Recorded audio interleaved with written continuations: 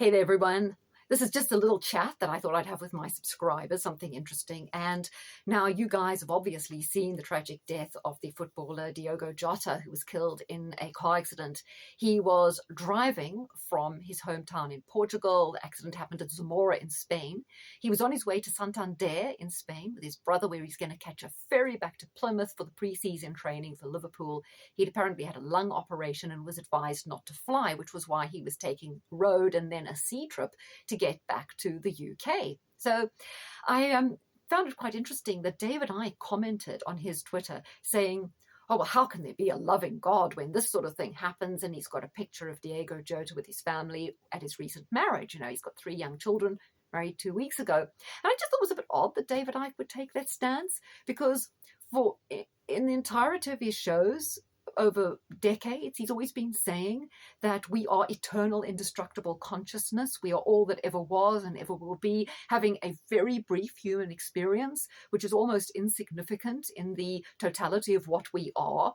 So I thought for him to just focus on a tragic incident like that and then say, oh, well, how can there be a God? It seems to contradict what he's been saying all along about the fact that there is so much more to our existence than just this life. Now, I understand, being a footballer, he probably was more affected by this, but I felt it was also a strange thing to focus on, bearing in mind tragedies happen every day. No one is guaranteed a long life. People can pass away at 1 minute old to 100 years old. That's always been the way it is. No one is guaranteed anything.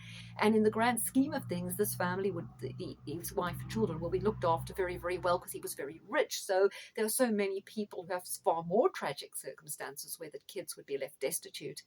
Every life is a tragedy, but death happens every day. And it's always a tragedy, whether it's a high profile person or someone who is pretty obscure. So I just felt that was rather a strange angle for him to have taken on that, bearing in mind all the information he's given out. Now, I like sort of 85% of his work, but at the end of the day, he runs a business. He's trying to make money. He's trying to keep things going for his sons, who are not really as talented in terms of being presenters of information as he is. In the course of on his website, he has a lot of kind of new agey, grifty people. And as I say, it's also a business. So for a lot of these people who are putting out information in the alternate sphere, whatever, they have their angle, they have a business, they have a core demographic, which perhaps they are catering to, and they are looking to make money to keep their families going. So I'm not saying anything about this tweet is particularly about making money. It's just a more general point. And I just felt that thing he said was a little bit inconsistent with the messaging that he generally puts out, you know, that death is not the end at all. It's not the end of anything. It's just the end of this little particular human experience. I just thought that was curious. I don't know if you guys felt the same. I also think what he neglected to look at in terms of saying, oh, it's God's fault, or there is no God, is I don't know anything about this case, but sometimes, let's just speak in general terms. When young men in Lamborghinis have road traffic accidents, is there not an element where they contributed to this? Because young guys speed cars accidents. There's a little bit of a theme here, isn't there? So I think jumping to the conclusion there can be no God just because this happened was a strange stance for Icke to have taken. I just thought I'd mention that. Anyway, loads more videos coming up soon. Please keep checking the channel. I'm not sure if you guys get notifications at all. Please let me know if you do. And if you get notifications on the shorts, that would be helpful. I was just trying to grow my channel. If any of you guys would like a chart reading, please check out below my Etsy account, because I've listed various products there, from a synastry reading to help you navigate relationships, especially if you're on Tinder or dating, you want to weed out the bad ones. You can do a yearly forecast. You can find out what's coming up, why you're going through what you're going through. The cheapest option is just one question, so you can hone in on a specific thing you're concerned about.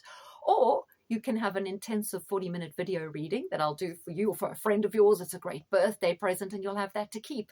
It's not a video as in we talk. It's a video of your charts there. I go through all the elements of your chart. Now, if you're a first timer, it can be a great introduction to what your chart is. If you know a lot about astrology, I can go deeper. You would obviously tell me, I'm a first timer, or I want you to go deeper, or please focus on this. And then I would do that. So those are the services. You can contact me direct if you don't want to go through Etsy. But if you prefer to deal at arm's length. I'm sure a lot of people would like a third-party involvement so that you don't have to deal with me direct. You can go through Etsy. I mean, basically, I would love you just to go there and click my product. So Etsy, see, there's some help the backlinks, right? So even if you don't order anything, just click away, right? That's helpful to me. Thanks, guys. See you all soon.